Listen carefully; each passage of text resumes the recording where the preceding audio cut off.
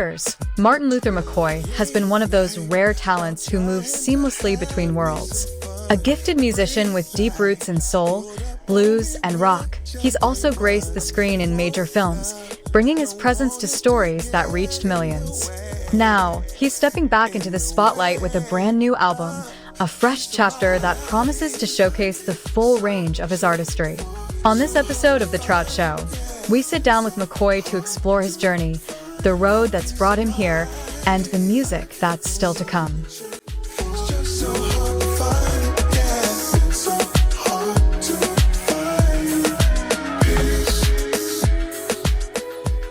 So let me ask you a question about your Texas situation.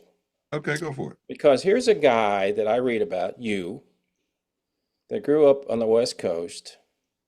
And what's the one thing I read about, two things I read about you, that it sounds like you're from the South? Really? Your grandmother Okay. from Marshall, Texas, Yep. and your gospel roots. Yep. But you from San Francisco. I know, it's kind of strange. And it's like, well, who's from San Francisco? Well, I mean, don't you live in, or you live in the West Coast, don't you? Yeah, no, I'm from San Francisco. Yeah, that's what I thought. But So the tell me a difference little bit is, about your grandmother, because because a lot of people, obviously, although, and I've interviewed hundreds of people, and I live in the South. I am from the South. I'm a Texas native. hmm Most of the people I talk to, especially if they're singers, are going to say the same thing. Where did you get started? In church. absolutely. And my story is no different. No, neither is my father's nor his mother before him, because the Southern rearing and the Southern tradition, church is not optional. It is a training ground, True. and it is educational curriculum in a school, and a pressure tester. You know, it's all these things in one, and there's no real escaping it. So growing up on the West Coast, and my father was not, this is a funny story, was not into church like, okay, when I have children, they're going to go to church. He was about going to work and going to school to get that education. That's where he was focused. Mm-hmm. And the thing about it was, there was a song that said, "Oh, how I love Jesus." Oh, yeah, I know that song. Yeah, Oh, sure. I okay. grew up in a Southern Baptist church, so I heard that. So you're okay. So my older brother came home singing that song that everybody knows, but it was slightly different. He was singing, "Oh, how I love Brother Mosley. Oh, how," and my father caught wind of the song and was like, "Who is Brother Mosley?" So from that day on, he decided that whatever was going on up at church, he needed to go investigate and find out himself. Mm. And he shows up. He becomes a part of the church community. He becomes one of the deacons. You know, he gets further ingrained. But it wasn't because my mother had invited him 1,001 times, or because Oh, of yeah. some other brotherhood that was brewing. He wanted to know Yeah. exactly who was Brother Mosley that was leaving a positive impression on his son. And Brother Mosley turned out to be, became best of friends. But that's just how my father got back connected to the church. So with regard to being a singer and me in the South, I come to learn that my father was sent in his mother's stead whenever she was unavailable to assist when the community needed. And those Mm. assists would be weddings, funerals, Mm. graduations, parties, and the like. So as a young person, he told me he didn't have the opportunity to be shy. And that's why this conversation started, because I was shy when I was young. I don't want to sing. I don't want. He was like, you got a gift. And I was like, I don't want the gift. You know what I mean? Leave me alone about it. Yeah, I got it. Right. And so I would go back and forth to Texas every summer for probably at least the first 10 or more years of my life. Well, So I was your wasn't dad, did he grow up in Texas? Marshall, Texas. Oh, okay, yeah, okay. And my mother grew up in Galveston. Ah, She was in Palestine, Port Arthur, Malakoff, Galveston. so your roots are Texas roots, my friend. Absolutely. So I didn't despise it or hate it so much as a youth. I just felt that y'all from Texas and I'm from California, so quit trying to put your Texas thing on me. That's kind of how I felt. Yeah, I understand But they were just like, you'll get over yourself at some point. You know what I mean? that. Plus, the things that they were trying to prevent me from falling into were very Californian, were Oh very yeah, fast food driven. yeah, yeah. And they was like, no, that's not what a real hamburger tastes like. Let me show you. And I'm like, but this ain't pretty. This don't come in the red box. This don't, you know what I mean? The French fries ain't gold. They got brown spots. They just like, you know what? You are from California, right? Because if you don't know what a real potato is and tastes like, and it's no knock on Cali, it's No, the it's different. promotion of marketing things that we Yeah. were hook, line, and sinker on as children. And my parents was like, stop sign. Calvin Klein ain't no friend of mine. We don't care if his name ain't on your behind. Period. You're gonna wear these jeans that we get you, and you're gonna be happy to have some Oh pants, you yes, know? those are the days. Yes, when Oh man. people were And getting. those were the type of parents. So the South Yeah. and the rearing and the understanding and the communication and the sharing and the protection, they were serious about that for So sure. then you came around and said, "Hey, this isn't such a bad deal at all." And I can tell you what happened to Not at me. all. Yeah. Now, typically, I'm interviewing a rock, blues, maybe sometimes pop, and I got your stuff and listened to it. And the one thing that I really read, and I read this about you, and it wasn't from the PR from him. I look at other things too. Here's the point, and I liked what you did immediately because I don't talk to people in your ilk so much. They're called the R&B stuff, which I really like. Was that TV show you went on? I don't know how old it was. It's on YouTube, where you went Mm. on and sang with your friend playing bass or the girl playing bass and somebody playing guitar behind you. And you hit some notes that I went, oh my God, you really can sing. Not that I didn't think you did, but that was impromptu. And I went, boy, you are blessed with a wonderful voice. Mm. So I think that that's one of the things, and I really enjoy about people like you and the fact that you're such a diverse talent. I mean, I read them going like, you're in a movie?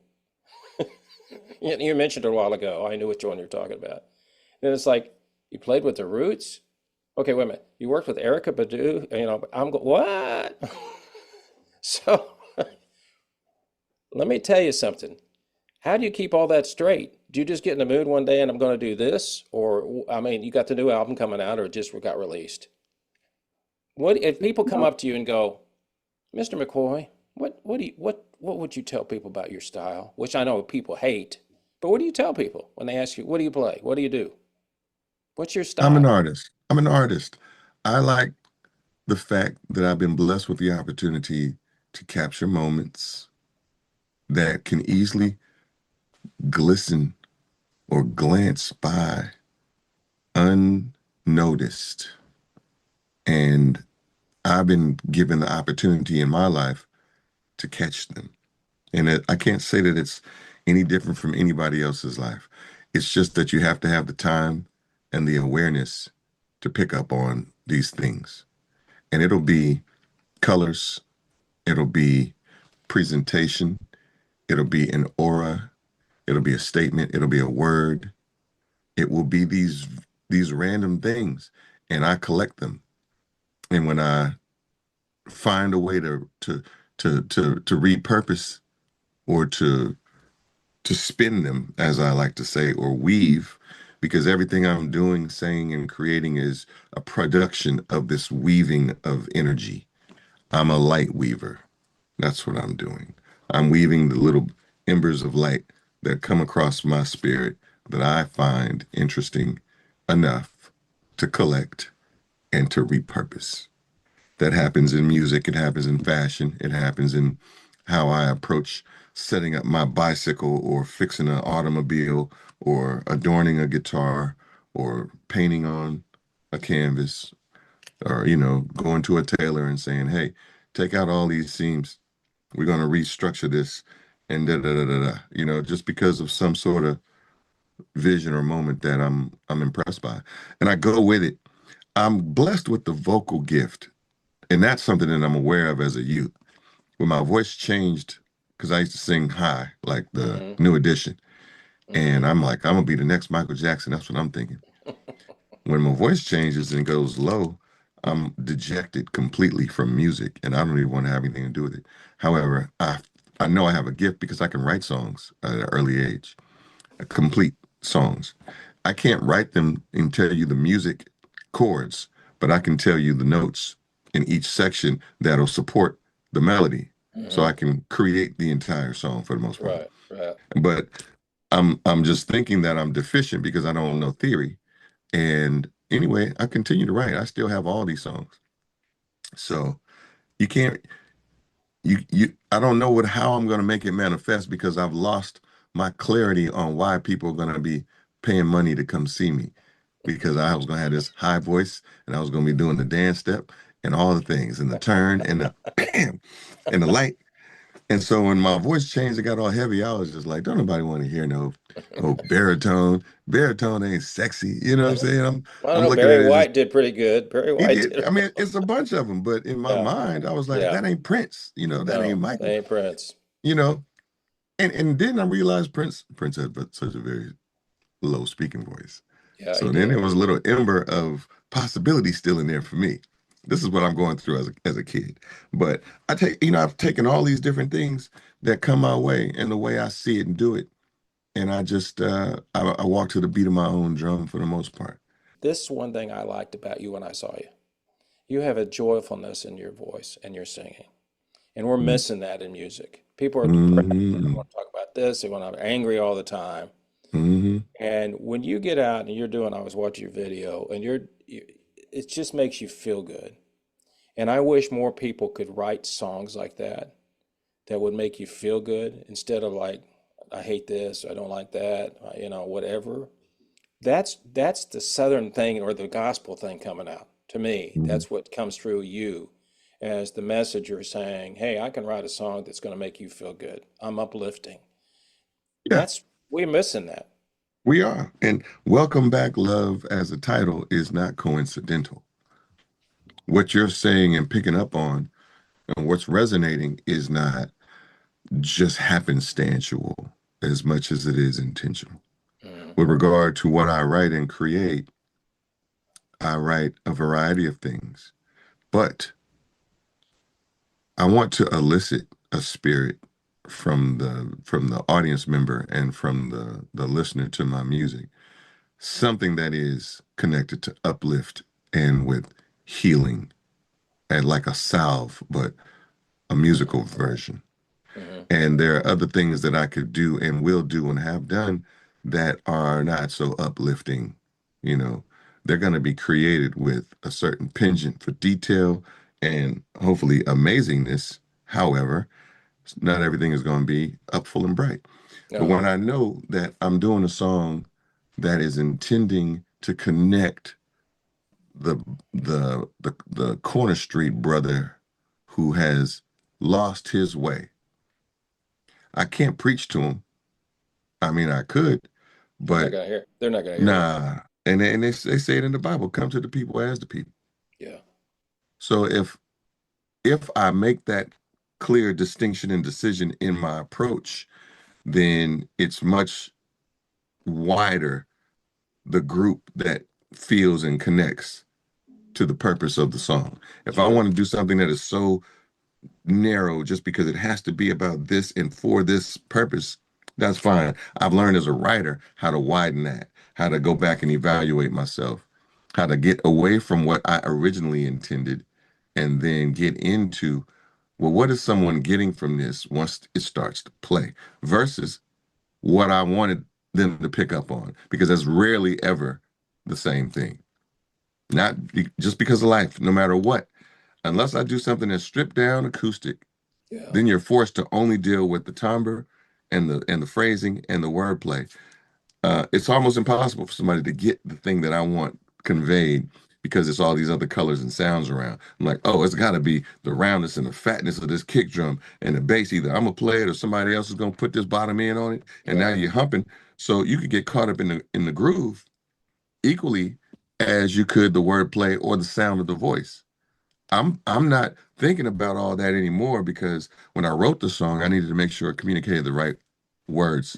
Hmm. When I recorded the song, I'm now editing and re-editing or going back and fixing this verse or this word or this vibrato so I can do what I think best serves the recording It's not the song anymore. It's the recording. Because as I listen from start to finish, every time something pops out in my subconscious, I react to it and I go change it because it bumped me off the bus. And I'm thinking from now, the real critical music listener's ear standpoint, was that a cracked note right there? That could have been a beautifully cracked note. Hmm. But it was also something in it that made me say, I could fix that. Let me go ahead and change that right quick. So I go and do all my little edits. And now the polishing shine with production and strings or additional keys or what have you. And we're no longer in that song that was just simply this thing that I wanted to share. So having to be aware of my process allows me greater awareness of how to get out of my own way. But I have to get That's an fully interesting concept. Get immersed out of your own into way. my Yeah. own way Yeah. first. I got to get all in my own way first. Yeah. Throw it all out there, put it all in there, and then listen back. I might smoke one. I might sit back. I'm driving because doing other things with the music on now informs me of the problems that exist in my production mind in the song. Either the connectivity of the information or I jumped to the falsetto too soon and I just threw the non-singers off because they might not be able to make that leap. Oh, So yeah. let me get you there versus just, all of a sudden we're doing high notes. And my wife would tell me that all the time. She's like, the falsetto, pretty and all, but we can't follow. And I'm like, It's what you mean? important. All you got to Yeah. do is listen. And she's Yeah. like, nah, we We want don't to be the follow. singer. Yeah. They want to be able to So sing it. That's true. thank you. Because you can't sing that part, and one of the things that you talk about is the music, is the songwriting process. Hmm. And people that are songwriters, I never ask a songwriter how they write a song. I might say, do you sit down at a keyboard or, do you play a guitar, or did you just whatever?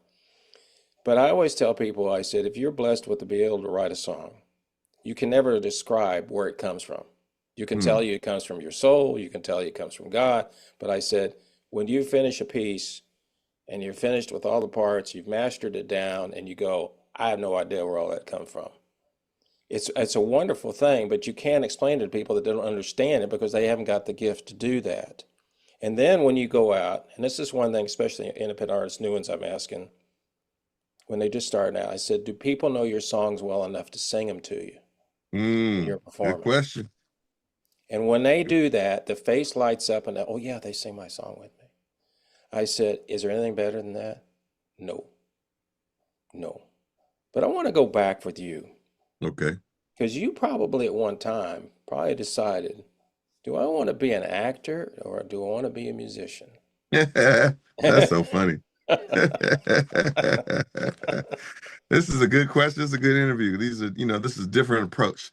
Um, so I'm in Los Angeles and I'm out here hunting this music thing, hunting it. I mean, if I see somebody step out of a executive looking BMW at the gas station next to you, next to somebody might just start singing in the background. I'm letting it be known. Vocals over here. Because the chance of running into the person that can change your circumstances exists. You That's don't know right. You when never and know. where, You never but know. it exists. So LA wasn't working in that regard. I actually ended up getting an offer for a management contract. I didn't realize the value, but I did understand the nature of the people who were involved. And there was Mm, some pushback there spiritually because who you align with and who you ride with, all of that matters. So you need yes, to it make does. sure you're making the best choice for your life because it impacts other people around you, Yep. safety and all that.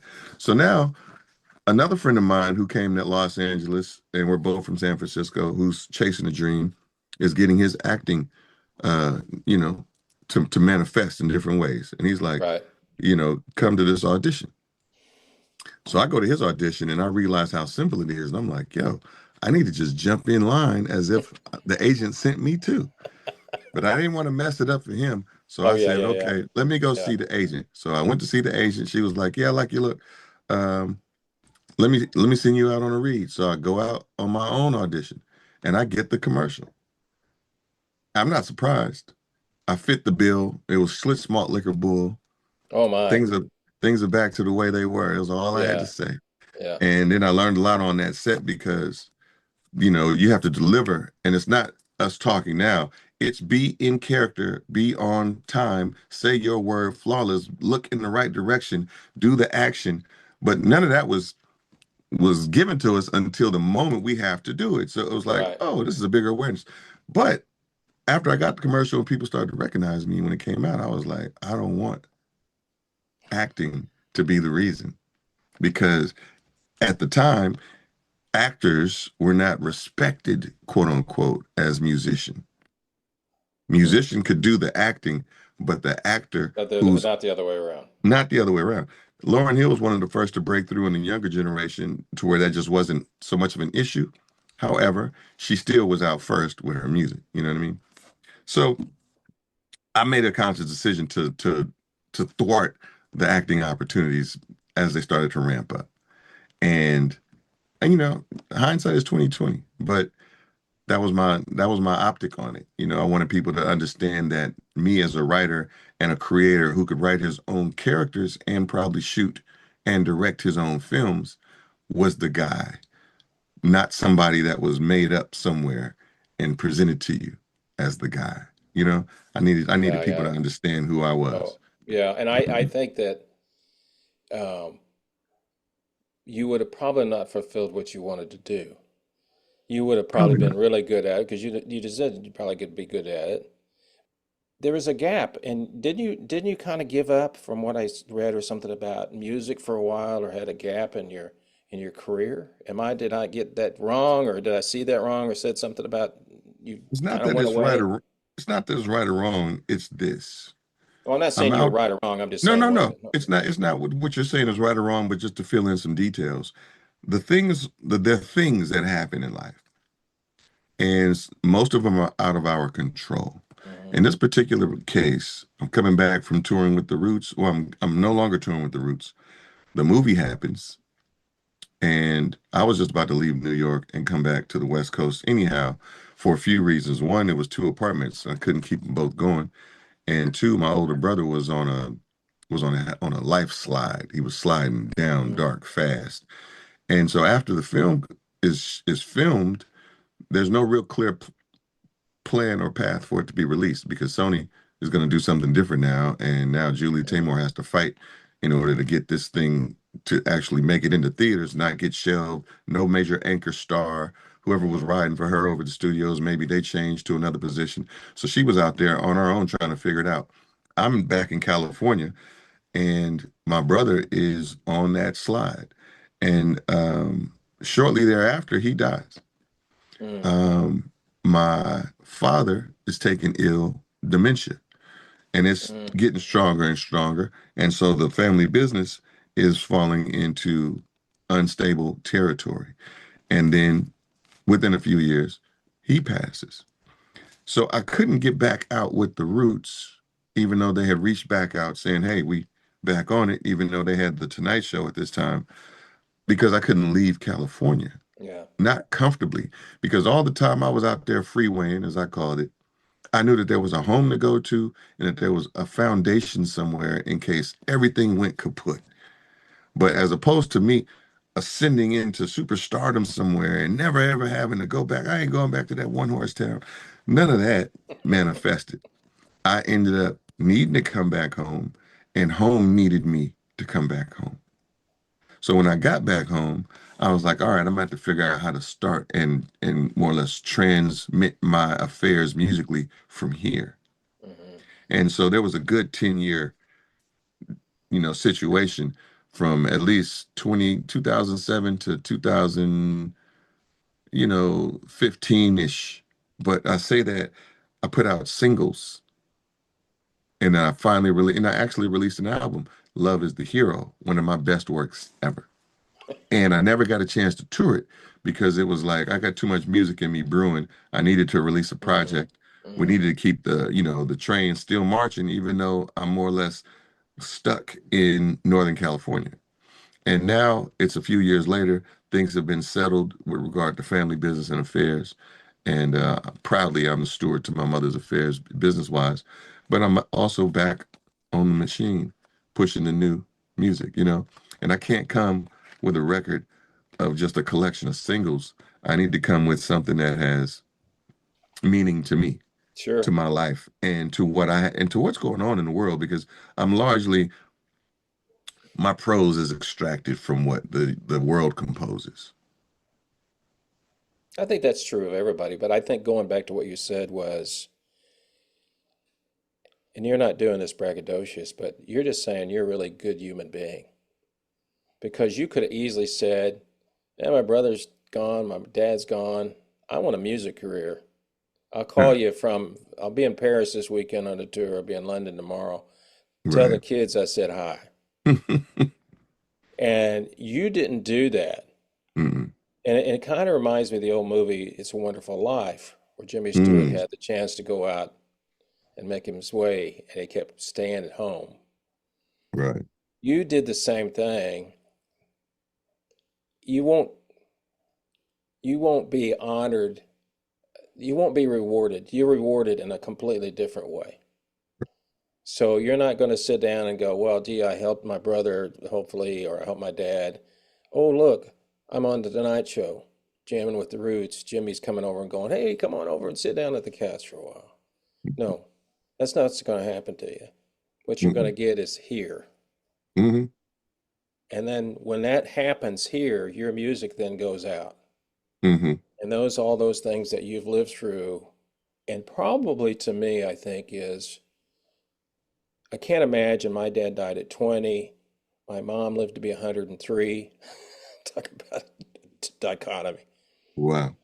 But when that happens to you, you have to, something changes in you, but then you have to realize that you've been given this opportunity, but then on the other side, like, why am I given this opportunity? Now I got to come home and take care of everything. I got to take care of business. That says Mm-hmm. more about you, my friend, at the end of the day than it does I about hear anything. you.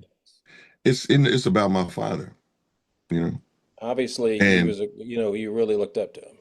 oh So, yeah, he was solid. We weren't even the best of friends in any sort of the imagination. We definitely weren't enemies, but it was more like a stern dude who laid down the law, yeah. and if you violate, it's at your own peril. So now that we got that established, what else is good? You know what I mean? Well, you Yeah. figure it out. And if you're Yeah. gonna go for it, it's not like he won't help you. But if he doesn't know the land, then it's not like he can really give you too much insight. So you're pretty much on your own.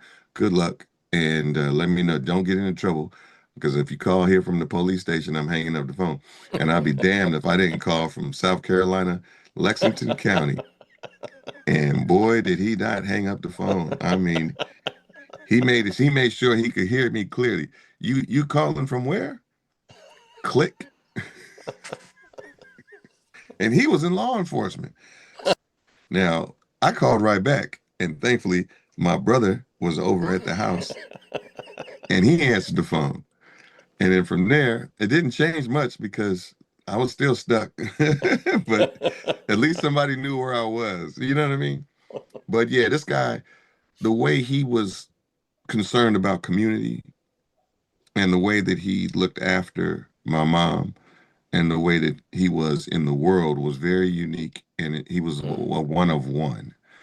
yeah. So not only did he name me after somebody else who was famous, which I just Yes, could not obviously. Yeah, I knew that. stand, hated it. I've hated it since I've ever been learning about somebody else way more famous that had all these other reasons to be proclaimed other than my own name. I'm like, why couldn't you just give me my own name? So now I want to get my own name. I want to cut this Martin Luther out of my whole life.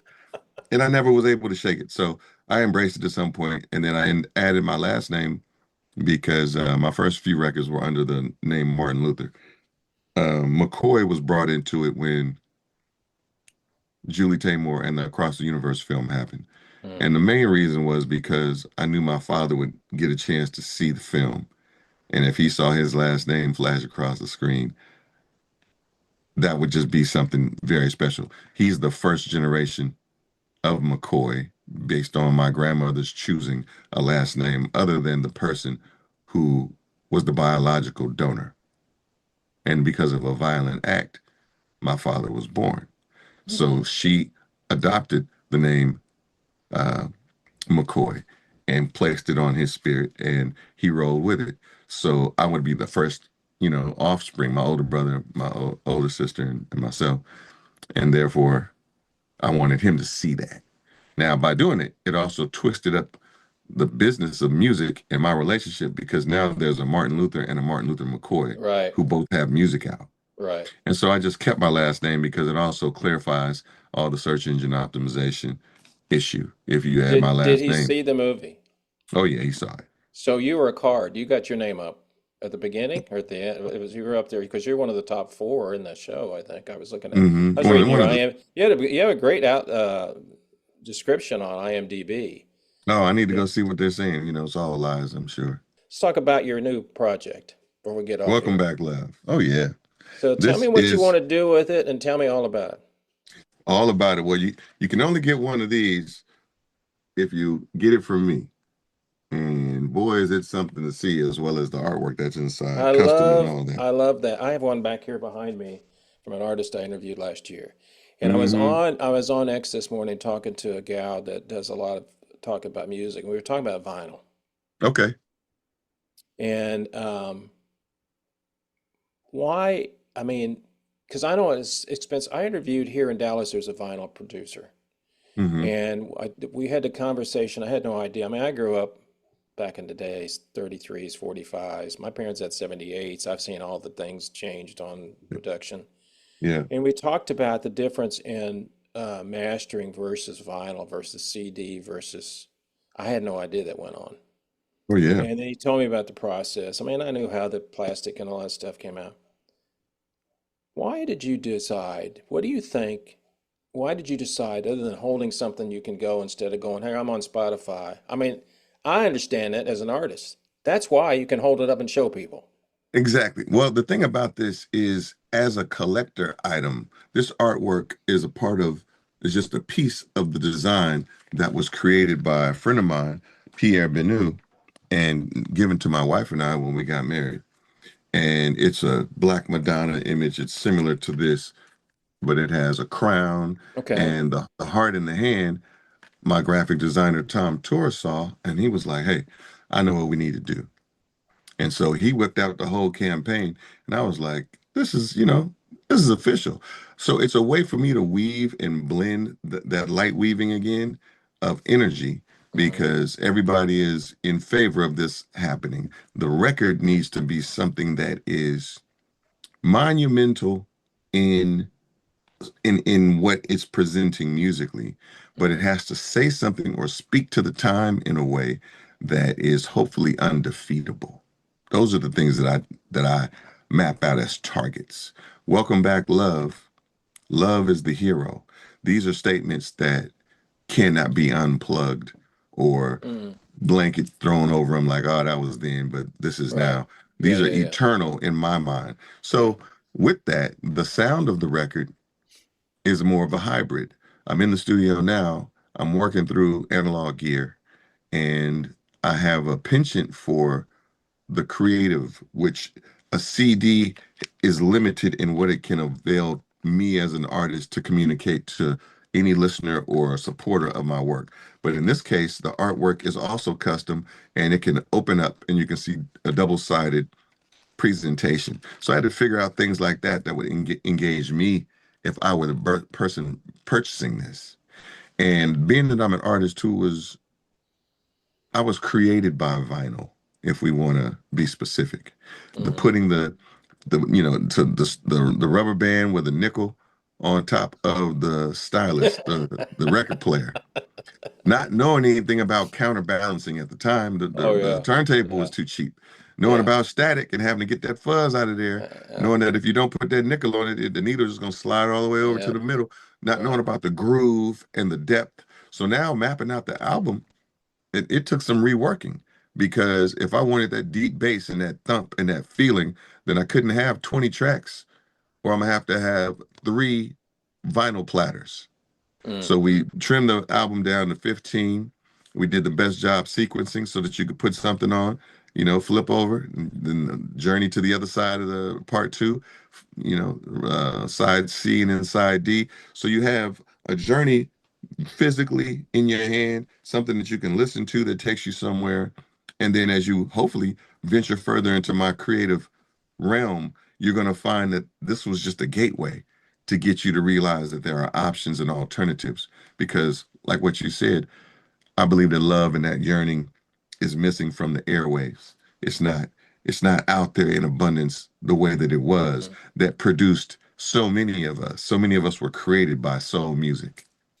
Uh, so how are you supporting this? I mean, the day the world is, used to be, this, get an album, you go out on tour. You mentioned a while ago you couldn't support one of the albums. What are you doing now? Tell me how you're I'm going to talking. support it. I'm talking to Rick Troutman today. Trust and believe it's going to Yeah. just reverberate in Oh the yeah. airwaves and the podcasts and into the spheres of different music societies and cultures. And you gotta, one, you have to believe. I have no idea the amazing ways in which the universe is already conspiring on my behalf.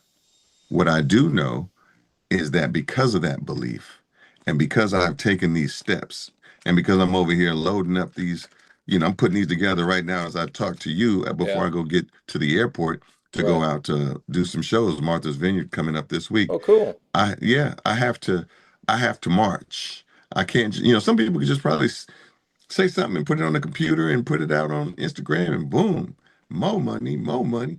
For me, this is a message that is up against all of the nonsense, the frivolity, the evil, the menacing nature that is the proverbial chatter in in entertainment these days. I'm up against all of it. And I'm one man that's in my mind, I'm bad enough to go against all of it. But I'm not saying, hey, all of it, bring it on. I'm Yeah. saying, hey, Martin, bring it on.